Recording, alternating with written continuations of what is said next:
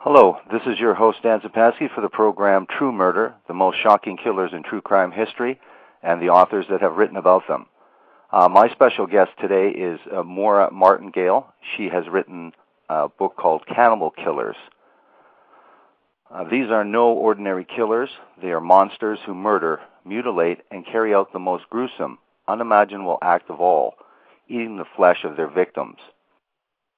Cannibal Killers includes the world's most evil psychopaths, Jeffrey Dahmer, Ed Gein, and Andrei Chikatilo, with 8 pages of harrowing photographs. Moira Martingale. I'm not sure if we have a connection with Moira Martingale as of yet. I think we may have a problem, but let's see if we have Moira Martingale. Hello, Moira?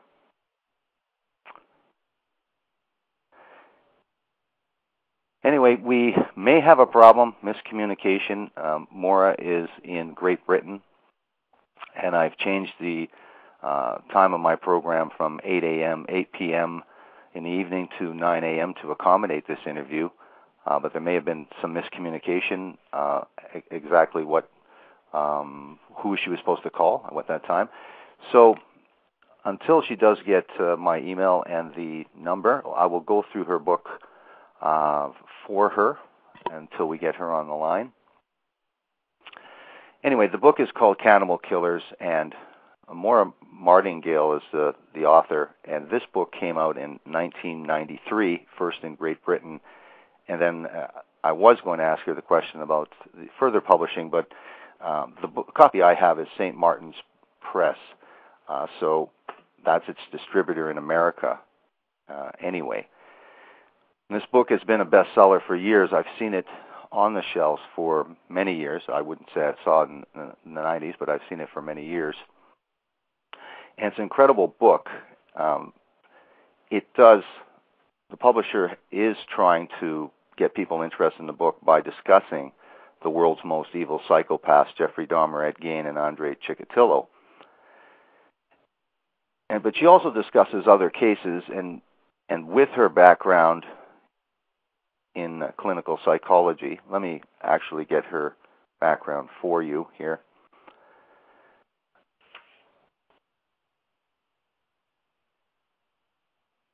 She is particularly interested in abnormal and clinical psychology, and when she did her psychology, when she actually did her psychology degree,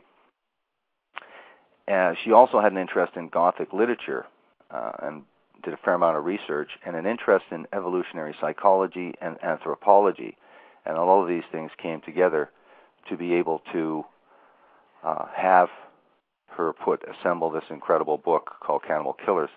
Let's see if we have her on the air right now. Hello, Moira. Hi there. How are you? Dan. I'm fine, thank you. Well, thank you very much. Thank you very much for agreeing to our interview today. What I did in the interim while we got you connected was to have me introduce the book a little bit. So I will thank you very much for agreeing to this interview, and welcome to the program. And we're going to be talking about Cannibal Killers, your incredible book. Now, what I was just going through just a little bit for our audience was your background that enabled you to be able to write this incredible book. The perspective that you chose was quite different from many, well, almost all of the true crime books that I have read of that genre. Let me ask you, what is your educational background that enabled you to write this book, and why were you interested in writing this book? What issues did you want to explore? Well, educational background, I did a degree in psychology, a degree in psychology and English, actually, my first degree. And I did an awful lot in the psychology part with abnormal and clinical psychology. Then I went on to do a master's degree in English, and I did an awful lot on Gothic literature, Dracula, and 19th century Gothic literature. And then I went on to do a PhD in Gothic literature. So I suppose the literature aspect, which also overlaps on evolutionary psychology and anthropological interests, I suppose I would call it, because I wouldn't say I'm an expert in anthropology, but I suppose it was all those things that came together, because the literary parts of writing about Dracula and various other vampire novels, you have an awful lot of the bloodlust aspects, the sexual aspects of books like Dracula, and if anyone's ever read any Anne Rice, those sort of, the sexuality that's attached to blood drinking, which has its roots in lots of other things like religion and so on, and our own primitive past. So I suppose all those are the things that drove me, and I suppose the first question is that when the issue of Jeffrey Dahmer and Andrei Chikatilo in Russia, they were all out. This all happened about the same time as Silence of the Lambs came out. Right. And because I'd done a lot of research, and because Silence of the Lambs seemed to be creating such a lot of shock, what people were saying is, what on earth possesses anyone to do something like this, to cannibalise somebody else's body? And I suppose I set out to answer that question in more of a research way than just writing a sort of verbal literary version of a slasher movie. I didn't really want it just to be like that. I wanted it to actually have some sensible research behind it. So that's what I tried to do. Whether it was successful or not is debatable, of course. Right. Now, for the specific research done for the book, how long did it take? And maybe you can tell our audience, through your research, you found out some of the history of cannibalism. Can you give us a little bit of that? Well, the problem is that when you talk about cannibalism, you have different aspects of it. You have the aspect of people who used to, if we looked at our ancestors, the cannibalism was very much embedded in our own history, and you do get instances like the Sawney Bean case in Scotland back in, now, when was it, 15th century? Right. And he and his whole family lived out in a cave, and apparently just ate people. They captured people who were on the road and ate them. I don't think there was any sexual aspect to that at that time. I think it was purely expedience, if you like, because they were hungry, and that sounds awful to say, they were hungry, but that was what they did. They didn't do it. The whole family didn't eat other people for the sort of reasons why we're seeing our sadistic killers these days doing it. They were just predators, and they just regarded any prey, whether they had 4 legs or 2, as being fair game, and they killed, I think it was something like 40, 50 people that they actually consumed. And I think there's also cases like the instances in the Andes where people's plane crashed, and that was in the 1970s, I think, and they had nothing else to eat, and they turned to cannibalism to stay alive. And I mean, I think we see this sort of great fear, the terrible fear that everybody has deep in their psyches of being eaten. You see that in films like The Road, and books like The Road, should I say, which I don't know whether any of your listeners have seen, but life breaks down, society breaks down, and there are then crowds of cannibals that have to be avoided, and it's the full horror of that. So that there's that aspect of cannibalism mixed in with all the mythical, tribal belief systems which are generally tethered to religion and religious directives. Either imagined, well, they're all imagined, I suppose. Religious if you take religion as meaning anything from tribal belief systems to modern religions which have lasted for centuries, you have a lot of blood beliefs attached to all those as well. Yes, I answered your question or not? Yes, you've covered quite a bit of it. I was surprised, though, to read, like you do make the point there that regardless of whether it's a primitive primal, a primitive society, we'll say, or whether it's a modern society that has a developed religion, there still has been these aspects of bloodletting and cannibalism and some of these things that are all intertwined, as you say. But I was surprised to read about ancient China's history regarding cannibalism. Maybe you could tell us a little bit about that. I thought that was very surprising and fascinating. That is really quite shocking, isn't it? Yes. I opened the book with that. But actually, it wasn't that many centuries ago. But yes, they used to use slave girls. I suppose it was basically cannibalism and all these other sadistic murders. It's basically using people as objects.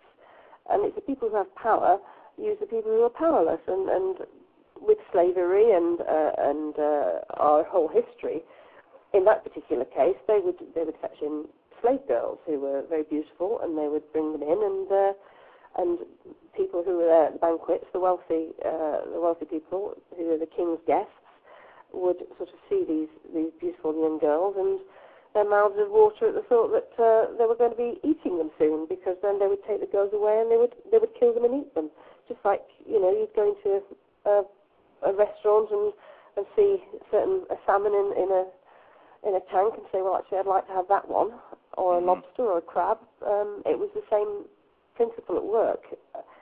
It's just like a sort of incredible demonstration of power. That slaves were just objects belonging to powerful families. So. And this carried on for about 300 years, according to your book. Yes, it did. I'm trying to think of the most recent date when it was actually still in force. I think it was probably about the 1600s, 1700s, when this was still going on in certain places in the world. Maybe not necessarily ancient China, but there was still. Actually, I don't think it might have been. It was still in ancient China when it was going on. I'm sorry, I haven't got dates in my mind. Right. But I know it was comparatively recently, quite shockingly recently, really, if we look back at our history. We're not just talking Neanderthal here. No, it's interesting and incredible. Now, we need to, before we go into an exploration of some of these worst evil psychopaths, as your book purports to have included in the book, we need to discuss just a few things. Well, I think we need to discuss why this seemingly alien behavior, this deranged act of eating another human, is not classified as insanity. And maybe we can just start with that. We will talk about the psychopathology, about the psychopathic killer as well, just to prepare people so that we have a basis to understand what we're talking about here. Right. Well, the argument about sanity is very interesting, because, of course, we would say somebody who does something like this is utterly insane, that no sane human could do the sort of things that we witness these people doing. Right. But I suppose in a legal sense, what they're looking for is people who actually are able to plan. They say there's sort of two sorts of killers. There's a sort of organised and sort of non-social killer. They plan.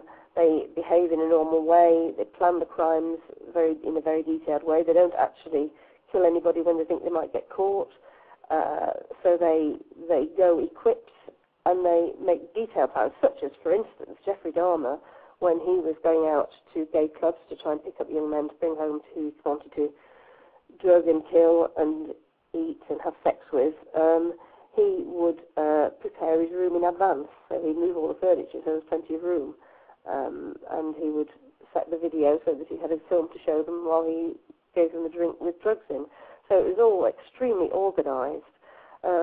Quite often these sort of criminals might even, when they've killed somebody, take the body away and hide it, or they might even put it somewhere later on so that someone will be found, someone will find it, and then they'll follow the case with great excitement, because they get off on the fact that the police don't know who it is and that they do.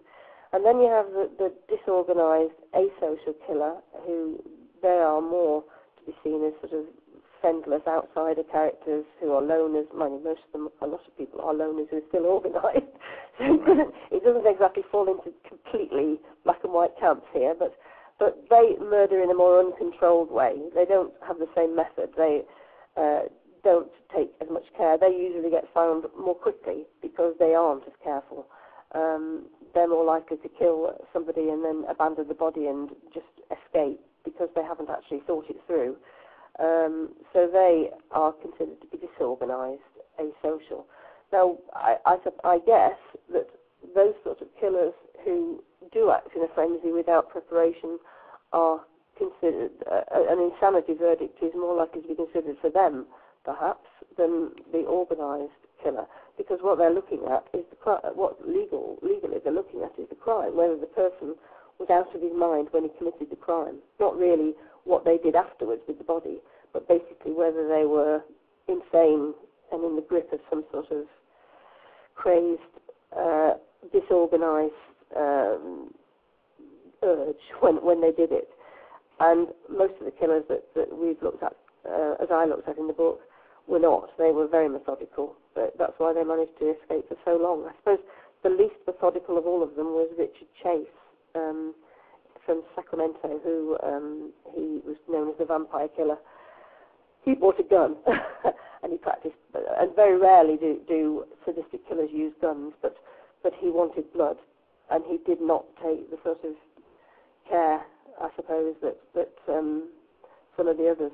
It makes it sound, when I'm saying taking care, it makes it sound like a positive attribute. Obviously it's not. But he did act in a more crazed way. But the sanity argument does go back to history, where that is essentially it. Did they know what they were doing? Did they know the difference between right and wrong when they actually committed the crime? Right. Now, you were talking about Jeffrey Dahmer, and he's a great case, and that's why you likely included it in your book, because there is quite a bit to discuss and quite a bit to see with his particular case.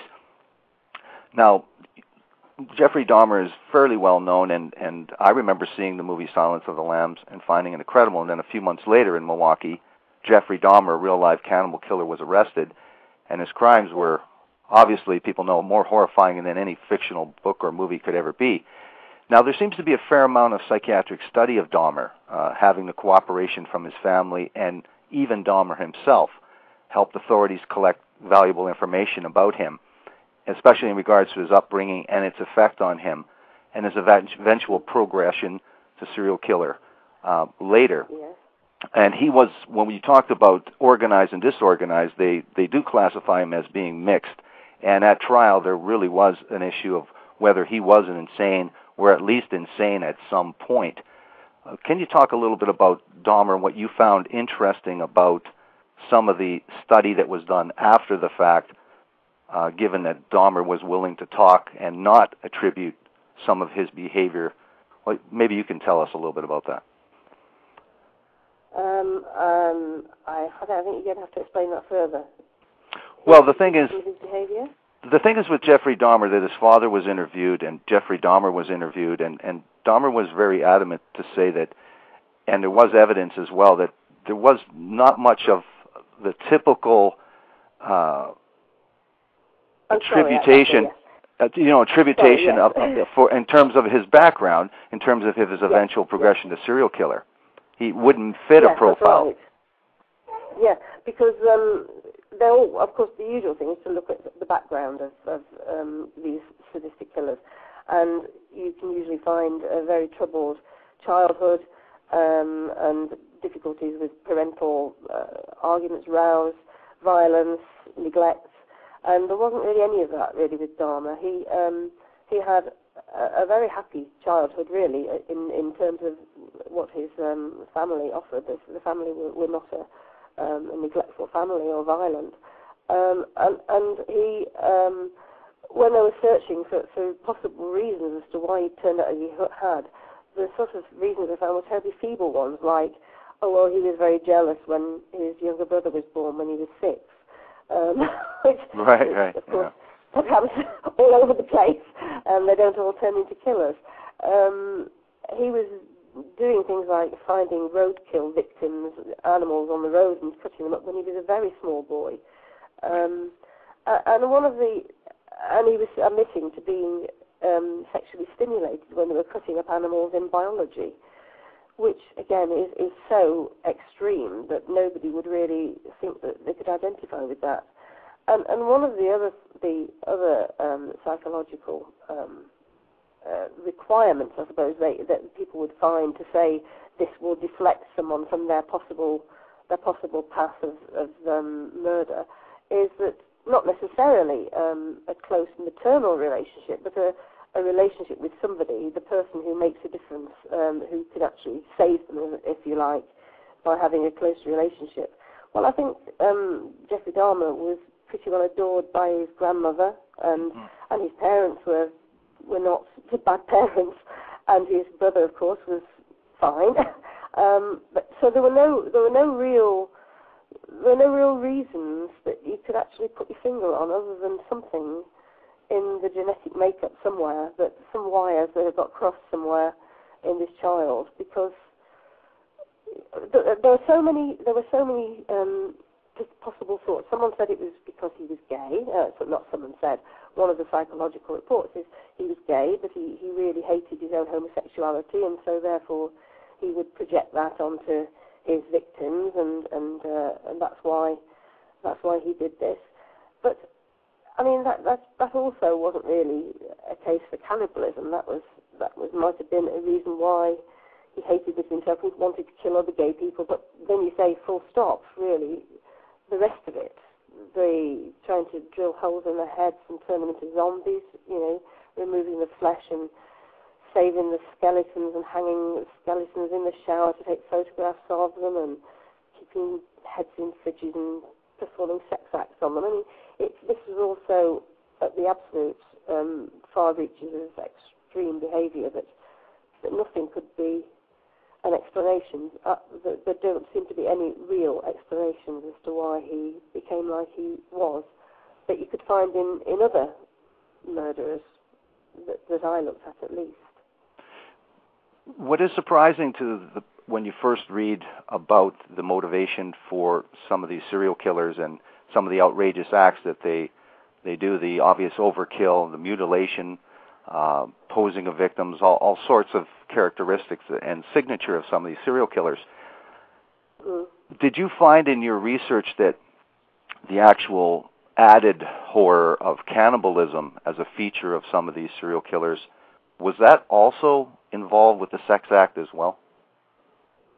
Was it sexual to these people? Yes, it's the ultimate act of power, isn't it? The absorption of that person and complete destruction of that person and wanting to make them part of themselves and be powerful. The sadistic stabbing and mutilation and so on, there isn't necessarily a sex act as we would interpret a sex act attached to that. I'm probably repeating things that you already know here, but the actual frenzy of stabbing and mutilating is the sexual gratification, and a killer may have an orgasm doing that without actually having what we would consider to be normal sex. So if you're looking at this sort of behaviour, biting and the biting act, which of course is very much tied up with sexuality in our primitive backgrounds and in the psychological literature to do with vampires and vampiristic behaviour, which you often find in psychotic, sadistic or mental patients, you would find that quite commonly. I think it's all just tied up together, so yes, it would be sexual is the answer. Right. Sorry, I rambled on a bit there, didn't I? No, you didn't. Not at all. It's now we've talked about Jeffrey Dahmer, and you have included we're going to talk about some of the main people that you have featured in your book, and you can tell us why that you felt it was necessary to include them and what you learned from their particular cases when you drew it back to giving you any insight. Obviously, some of these killers, Ed Gein is one of the killers we're going to be talking about, and Edmund Kemper, they couldn't be coming from completely different backgrounds more so.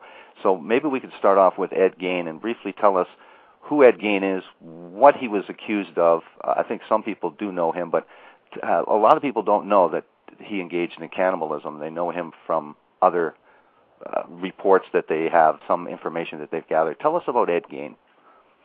Well, he is probably most famous because he was the inspiration for several films like Psycho and in Silence of the Lambs. I think the character of Buffalo Bill was based on Ed Gein.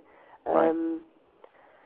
Because what he ultimately did, he started off as a necrophiliac and would go to graves and get dead bodies to do what he wanted to do, but ultimately ended up in killing women to do it. He lived out in the wilds in Plainfield, Wisconsin, with his mother, who was a very dominating woman, and his brother. And his brother and his mother both died, and he was left there on his own, a very lonely, strange weird-looking little man with pale, icy eyes, and but he was very keen on hunting. But he had this drive that he ultimately ended up sort of digging up bodies from graves, and then he would take their skins and their genitals, and he would fashion them into suits to wear, and he would dress as a woman, and he would hang the bodies up and as if they were deer, and dismember them, and he would use the skin to make chairs and footstools, and also a suit of clothes for himself. So the theory was, one of the theories was that he was so totally dominated by his mother that he felt he was like her when he dressed like that, because I mean, in normal transvestitism, I like to use the word normal on that, people would do it and not really, they do it because they like to look like a woman and they want to be taken for a woman, but he of course did all this in secrecy because he used parts of bodies. So there were, you can't actually say, oh, he was a transvestite, he just wanted to be a woman. There was obviously the greater sickness there. Right. And he was caught when it was a day when everybody went out hunting in Midtown, and he went to the local village store and he just killed the woman who was there, who was a middle-aged woman, and took her back home and did all the things that he did to all his victims. And cannibalised them. Yes, they found parts of the flesh in the house. He'd dissect the bodies and he'd eat the hearts. He'd keep the heads and the sex organs, but he would also eat the flesh and the liver and hearts, and then he'd make decorations for his house from all the other body parts. Apparently, he made a belt out of skin and cut off nipples and used the bones to make a table, and so yes, he did. He's what non-psychologists would call a total nutter.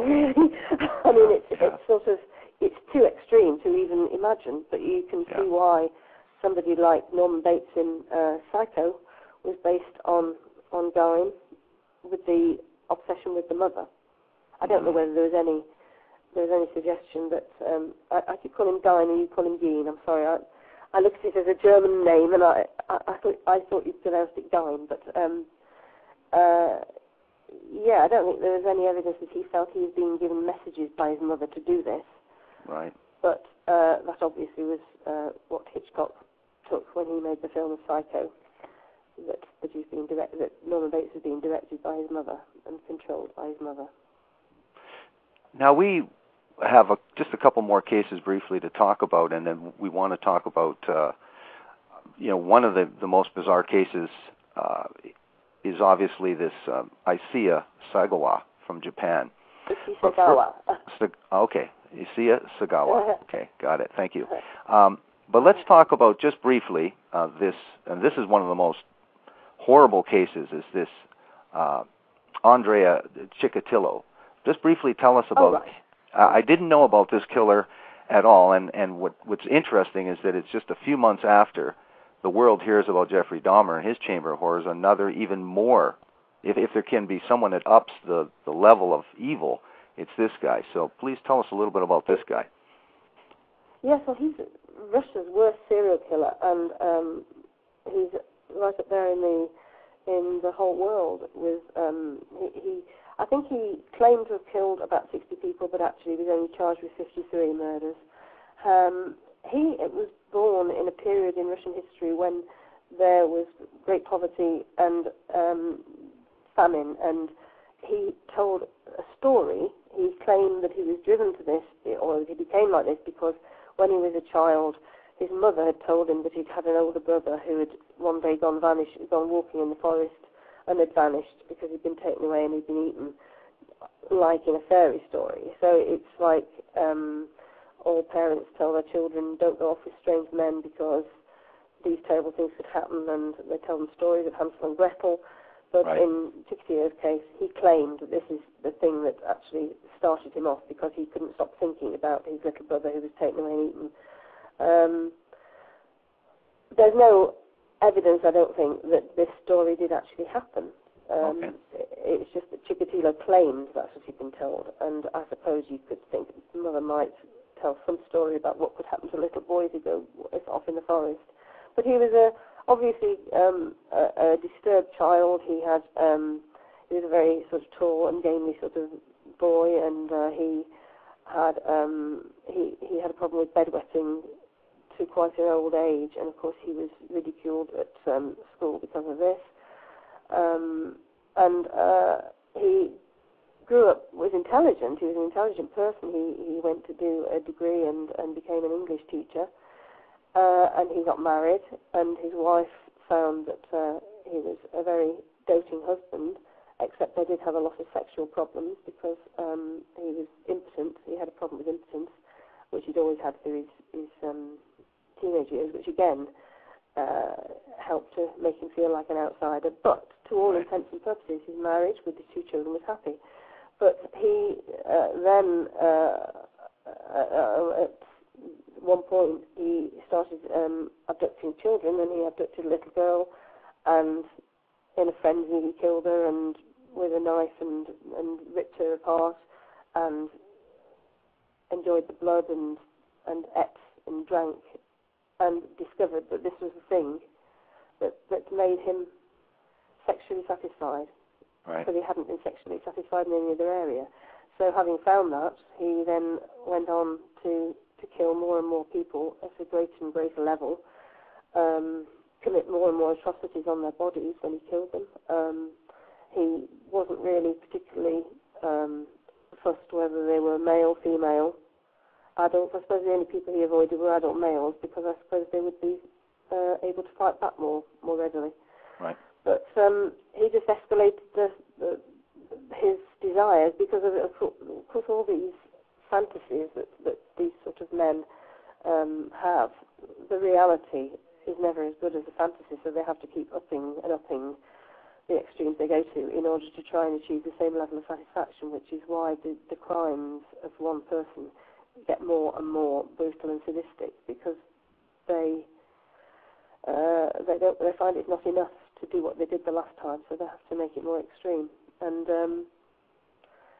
so he committed all these crimes over a long period, and the police were totally useless because they were confused for a start because the victims were dissimilar. And normally, if you were looking for a serial killer, they would normally kill within their own sexual preference. Right. And as with Jeffrey Dahmer, he was gay. He killed other gay men. In fact, with Jeffrey Dahmer, if I can just divert for a moment, I think there were another 5 murders while he was in Germany, while he was there in the army, that were sadistic and mutilating murders that they thought they might have actually been attributable to him. But the fact that there were women amongst this, they actually dismissed that and said, well, no, because he didn't actually kill them. People tend to kill within their own sexual area of preference. Chikatilo didn't do that. He sort of killed everybody. It's like pansexual, and he was sexually stimulated by it all. He was known as a railway killer because he used to ride the railway trains and select victims, and he was an extremely personable and agreeable and talkative chap. He would go and chat to a woman. Quite often they would be drifters or prostitutes, homeless people, but he would go and chat to them, and he'd talk to them about the weather and about, whether they'd collected any mushrooms in the forest, and people liked him, and he would convince them to go with him, and then he would just sort of leap on them and tear them apart. But the police, eventually, they actually arrested various people for the crimes, and but they refused to let the press know. They refused to publicise this, which would have been their best weapon, really. So even though in this place called Rostov, they'd got sort of, at the time, about 30 people who died, that they had no idea, and were no nearer to catching the person who'd done it, they didn't want to release it to the press because, I suppose, partly the Russian fear of secret, fear of things not being secret, and also the fear of causing panic.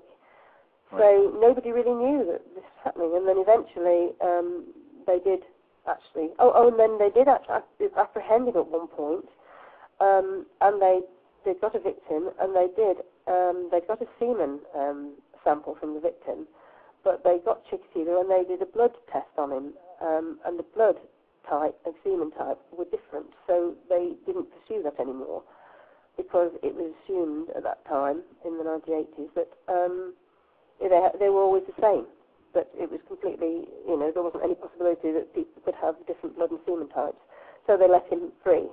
Wow. And it was only later that they actually discovered this can happen, and Chikatilo himself believed that made him unique and different and very special, the fact that his blood and semen type didn't match.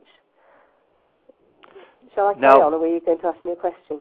No, sorry. The Chikatilo, though, one of the features, you were talking about some of the serial killer profile features, and one of those is many of these serial killers contact authorities or the media, or when they are finally caught, they relish the idea of giving all the details of their murders. What was it about Chikatilo that was unusual compared to some of these other people? He was particularly hated. You would be if it was 53 murders. You mean you're talking murders. about the trial? Yes. Do you mean when he was actually caught and tried? Well, when he was caught, he denied it at first. He denied anything at first.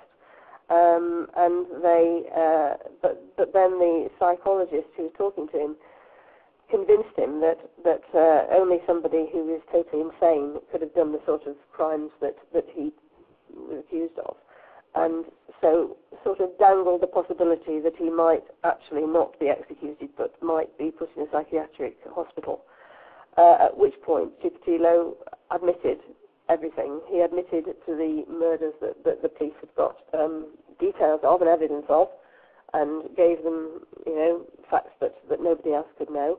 He then admitted to another 20 murders and then took the police to places where bodies were buried. And then when he was in court, he then decided to pretend to be insane. So he started behaving like a complete madman, rattling the bars, because he was put in a cage, not so much to protect him and protect everybody else, but protect him from the crowd, because the scenes at the court were just full of victims' relatives who were screaming for his blood and demanding that he should be given to them. And so he would take his trousers off and display himself to everybody. He would say that he had breasts and he was going to give milk to people, that it had been a setup, that it had been a communist plot, and he just played mad, because I think he realised at that point that he might not actually escape being executed after all. And you do get, but of course when he went back to his cell, he was perfectly normal and fine. They had to protect him in prison, by the way, because a relative of one of the victims was a warden at the prison, so he had to be under special protection there as well, because people were so anxious to kill him. Is he still alive today? No, he was executed in 1994. 1994. But the sort of things he said, when he admitted it, he then started claiming that he was a special person, that he was special. On this blood and semen thing, he claimed he was special. He claimed that the people he was killing, that he was doing a public service, because they were just ruthless elements, he called them, drifters, who he was cleaning up the streets, which actually, coincidentally, is what a British killer, the Yorkshire Ripper, claimed when he, in the 1970s, that would be, late 70s, when he was killing women in Leeds, Yorkshire, and they were all prostitutes. And so he was saying that he'd been told to do this by God to clean up the streets. Well, Chikatilo said the same sort of thing, really. But he was... the thing that's so amazing about Chikatilo is that his wife, actually this is very similar to the Yorkshire Ripper case as well, his wife was amazed because she thought that he couldn't even kill one person, never mind 50-odd, because he was such a kind and caring, loving husband and father. that's even more concerning, that these people can lead a normal life, and then it is very much a Jekyll and Hyde situation, isn't it? As if they have got something inside them that's just released, and they turn into a monster. Well, to explain that, certainly that's what we talk about antisocial behavior, which was formerly referred to as psychopathic behavior, or the psychopathic killer. And when people say, well, they're not insane, well, then there has to be some categorization, and I think antisocial behavior sounds a little nicer or a little more normal than... Well, actually, they stopped calling people psychopaths, didn't they? They started calling them sociopaths, as if that sort of makes it better. I don't know whether it was a... well, it sounds more harmless. I suppose what it is that originally people would be declared psychopathic, and it would be usually people who'd committed crimes. But I think what's been discovered in the last 20 or 30 years or so is that we could all appear on a psychopathic scale. If you imagine a continuum, then you could put all of us on there somewhere, being psychopathic to some degree or another, or sociopathic to some degree or another. And not all people who are psychopaths or sociopaths are killers. They just, and a lot of people who are psychopaths or sociopaths are very, very successful at what they do and are in big business. And the sort of qualities that a psychopath would have, they would be extremely charming, very, very glib. People like them. They're totally ruthless, and they regard everybody else as being there to serve their own purpose because they're so wholly egocentric. There's no sense of guilt or shame or no conscience. So those sort of skills, particularly if they're able to charm people and people like them, are very useful in business. And so you don't necessarily have to kill people to do this. And presumably the aspect of desiring to slaughter is in conjunction with being a psychopath rather than just being a psychopath on its own. So you have another element working there, but I think probably psychopathy is very much at the heart of all the killers that we're talking about, because one couldn't do these sort of things without feeling guilt or remorse. The only thing is... I think yes? Sorry, what I thought, though, was that, and, I understand exactly what you're saying, and I've read all the stuff from Robert Hare and the Checkley psychopath checklist. The thing is, though, is that shouldn't there be some distinction between a psychopathic killer and a psychopath? Otherwise, some of the characteristics of the psychopath are more inclusive. A lot of people are self-centered. A lot of people exhibit no conscience, if you're asking me if they exhibit no conscience, but obviously they justify it. There's a lot of business practices that could be termed psychopathic. So shouldn't there be a real distinction, and not such a nice and fuzzy word like sociopath, to distinguish these people? Well, I suppose that's what I meant about the continuum. I have a 17-year-old son, and I think 17-year-olds probably all fairly psychopathic in that it's totally egocentric. Sure. And narcissistic. Yes, that's right. And but however, he doesn't kill animals or anything like that. No. But I think it's a phase that boys of that age go through, where everybody's really there to serve their needs. So yes, that's true. What you're saying is quite true, and I think they have actually identified areas of the brain now where they can judge people to have these strong psychopathic elements with the what's it called when they do that imaging, where they can actually show various areas in the brain that they can say this person's to a greater degree psychopathic. But yeah, I suppose what I'm trying to say is that if you have somebody who is psychopathic but has no other sexual drive to torture or kill or even dominate another person sexually, well, that's another element that has to be added into it. I don't think you can just say, oh well, that's because he did this because he's a psychopath.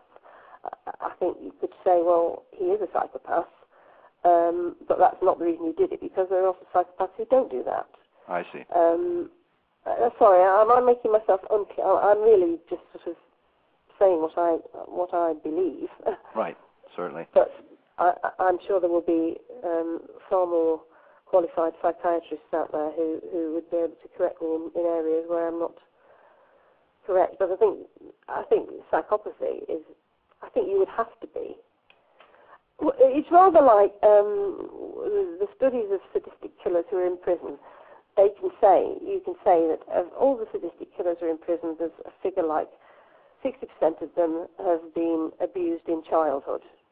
So therefore, but that actually means that another 40% of them haven't. That's right. So you can't, there are all these correlations that you can make, but they're not necessarily causes, because you can find substantial exceptions. And in a way, that's rather like, yes, all these killers will be psychopaths, undoubtedly, but that doesn't mean that everyone who's a psychopath is going to be a killer. Yes, let's. We don't have that much time, so let's. I want to include this in because this is one of the most fascinating portions of your book, and a story that I had never heard of at all before, anywhere. So, in the book, you discuss a case that is truly the most bizarre for the reaction of the country in which this cannibal killer lived and killed. You state that the Japanese, more than most nationalities, have always shown an appetite for the bizarre, especially if there's a macabre element of suffering or pain to spice up the entertainment value. And you also say that Yukio Mishima, a homosexual sadist who was stimulated by the sight of blood, became the most successful Japanese writer of all time, and what he wrote about Japanese society seemingly embraced and also greatly influenced a Japanese man, which is featured in your book, named, again, you can correct me on the pronunciation, Isia Sagawa. Yeah, well, I wouldn't swear to it. I've always put an Isia Sagawa. Okay, there we go. We got that. Right? That's probably right. I'll understand you. Okay, now what did he write about, and how did it influence Sagawa, and what did Sagawa go on to do? Well, I can't really tell you all that Mishima wrote about, but he was quite a famous Japanese writer, and he did write. I think he was very interested in the whole Harry Carey aspect of Japanese literature. There's a lot of, I don't know, I was going to say violence, that's perhaps unfair, but I don't know whether you get some of the Japanese programs in America, which I've mentioned, I think, in my book. There was a series, now I can't even remember what it was called now, where people would, a bit like the I'm a Celebrity, Get Me Out of Here that we have in England now, where people go to the jungle and are made to eat horrid things like, like cockroaches. Yes. It was very much a game show where people would go and be humiliated and have to do things that were really painful and terrible, and everybody in Japan thought these were wonderful. And there were quite a lot of series. I think there's I don't know, I can't say about the whole Japanese people, but I think the reaction to Sagawa's murder and the way that TV and media had reacted to it, I think there's a sort of, I don't know, flattening maybe of response to these things, and maybe it is because of the Japanese traditions of nobility and bravery that were attached to gosh, I'm sorry, I've forgotten the word, but the swordsman, the swordsman, the film of the same name with Tom Cruise in it. Samurai, thank you, sorry. Yes, Samurai, sorry. Samurai, and all the traditions that are associated. And Mishima was, he killed himself by ripping open his own stomach, and he's fantasized about that and written about it in his literature. But I haven't read any of his literature, I have to say.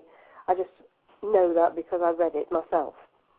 So whether that was an influence on Sagawa, I don't know. But Sagawa was obviously a strange little individual. Now what he did was accepted. Why I mentioned the poet, because it seems odd that you do talk about the Japanese being this nationality, unlike others, that has this penchant for the bizarre. Now, the thing is that this poet is a celebrated poet, despite the nature of his poetry and the subject matter, and then this Sagawa becomes, despite his crime of murder and cannibalism, becomes also. There was also an aspect of his father being rich, and you say that's part of the outrage of this as well, that he had preferential treatment. But still, bottom line, the society accepted him and his murder and cannibalism, and elevated it to a point that he was entitled to do this because he was an artist, and he was entitled to this special experience. It was an artistic act, yes. Yes, he had shown, he was a very small man, he had shown an inclination to attacking. He had a thing about large Western women, and he had done an attack on, made an attack on a woman when he was younger, in his 20s, and she'd fought him off. And but he'd been prosecuted, and his father had arranged to have him sent to Paris to try and get him out of this phase. And when he was in Paris, he met a Dutch woman who was also studying at the university. He was a very clever man, and he befriended her, and then he proposed that he should sleep with her one night when she came round to his house, and she said no, and so he killed her. He shot her in the head, and then dismembered her and kept parts of her body. But it was all, it was very, he was apprehended very quickly because he had no way of disposing of her body, and so he cut it up and tried to dump it put it in a suitcase and tried to dump it in the Bois de Boulogne in the lake, but he was seen, so he ran away, and he was caught very, very quickly. But what happened was that he was actually declared to be insane, and he was sent to a psychiatric hospital in Paris. But his father intervened, and his father was a very powerful businessman, and he intervened and arranged to have him transferred to a psychiatric hospital in Tokyo, near Tokyo. And so he was transferred, and he was only in there a few months before they, again, I suppose with the father's intervention, he was released from there. So I think he was only actually incarcerated for 2 years after this horrific, horrendous murder. Right. So yes, and then when he was set free, he then became, during the time in hospital, he wrote about his experience, and this went back to Japan, and people started declaring that he was a very rare artist, that he was a celebrity. And once he came out, he went on television, and he was presented as being somebody extremely unusual who'd done something astonishing. He'd acted on his artistic impulses because he said he wanted to absorb this woman, and it was the purest form of love, and that he would, even though he now says he's cured and he's not a cannibal anymore, he still says that he would still like to actually eat somebody else who agreed to it, or be eaten himself by some beautiful Western woman. And the thing that's so disturbing is that we look at this with growing horror and with our mouths dropping open in amazement. And yet, of course, only a couple of years ago in Germany, we had the case of the German chap who wanted to cannibalise somebody and advertise on the internet. Right. Do you remember that case? Yes, and he found someone, and they mutually agreed. That's right. He ate his body, and they agreed to be killed. He even wrote a piece of paper absolving him from any guilt. And so you do think, well, the internet has obviously opened new doors to people of the most extreme depravity, and it gave a problem to Germany to try this guy. He was called I don't know how it's pronounced, Maiwes, Armin Maiwes, and they didn't really know how to try him because could he be charged with murder when actually the person had agreed to be murdered? Right, that was his defense. Yeah. Yes, it was an extraordinary case. And so when Ishikawa says, might have a dream to be eaten myself, you think, well, actually, presumably, there are some people who do, because this is the case. But yes, it's extraordinary, because he's still a celebrity, is Sagawa. He writes about it. He even did an eating out column for a magazine once, a gourmet page. in a magazine. And oh yes, that he was not. Barbecue recipes, unbelievable. That's right, barbecue recipes. It's just, I just find it so macabre that this would happen. Yeah, it's amazing. But I suppose also, the other thing is that I also find it very concerning that the advent of the internet has meant that the sort of people who would once have felt themselves to be outsiders and they would nurse their interests guiltily to themselves, they now find out there are lots of other people like that out there, and in a way that makes them feel it's normal. That's my biggest concern about the internet. Well, the thing is, too, before the advent of the internet and the popularity of the internet, there was serial killers that met up with other serial killers of the same mindset and then united forces. So I hate to see the new development give it another 20 years. But we only have a few minutes left, Moira, and I would like to talk about a completely opposite thing, a completely different subject that you've been involved with for quite a while. You can tell us a little bit more about this French party house experience. Sounds very interesting. Oh, French house party, yes. And yes, you also, company, yes.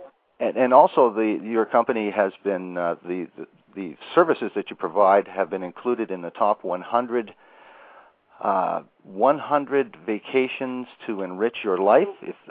So yes, tell us a little bit about French House Party, please.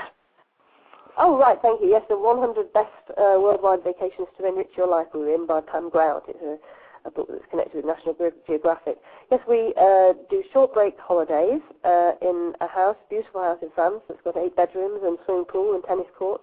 We do all-inclusive holidays. We do creative writing. We have Dean Friedman coming to do a songwriting seminar for us in the summer. Right. And we do books and art and digital movie making. And we've also launched our Gastro Academy this year for various options for food and wine with some top chefs from the area who run very top restaurants in Carcassonne. It's near Carcassonne in the south of France. So it's yes, it's rather different. It's a lot lighter than what we've been talking about. Certainly. Now, this book, Cannibal Killers, came out in '93. Was I correct with that? Yes, that's correct. Yeah, '93. First edition. First printing. Okay. It has been published in lots of different countries, including Japan, I might add. Wow. And I think it's in its fourth edition in America. We've just a new version been published in England in paperback with my original publishers, and then I think it's readily available in the States. It's continued successfully. Yes, and I have also been told that it does appear on a lot of criminology degree lists. So I suppose that's quite a dubious honour. Yes, well, it's definitely would be used as a resource, because I know that it's written from a perspective that you don't see, and it's laid out very, very carefully, yet very, very entertaining. It's a compelling book. Now, for those that are interested in your French house party experience, maybe you can give us the website for your company? Oh, thank you, yes. It would be www.frenchhouseparty.co.uk. Sounds great. So French House Party, the way it's written, would mean it's got 2 H's right in the middle. You should come out. Yeah, it sounds good. Oh, it sounds great. I get away from all this. I've been involved in some stuff myself in the last little while, and you need something I believe so. You need something as a break, definitely from that. I want to thank you. I want to thank you very much, Moira, for a very, very entertaining and informative program. For our audience, you've been listening to Moira Martingale. Her book is called Cannibal Killers. It's an incredible book. You can find it everywhere, St. Martin's Press. I want to thank you, Moira, and have yourself a very good evening, and thank you very much once again. Thank you for inviting me. I've enjoyed it. Thank you. Thank you. Have a good day. Bye-bye. Thank you. Bye-bye. Bye-bye. You've been listening to a program, True Murder, the most shocking killers in true crime history, and the authors that have written about them. Good day.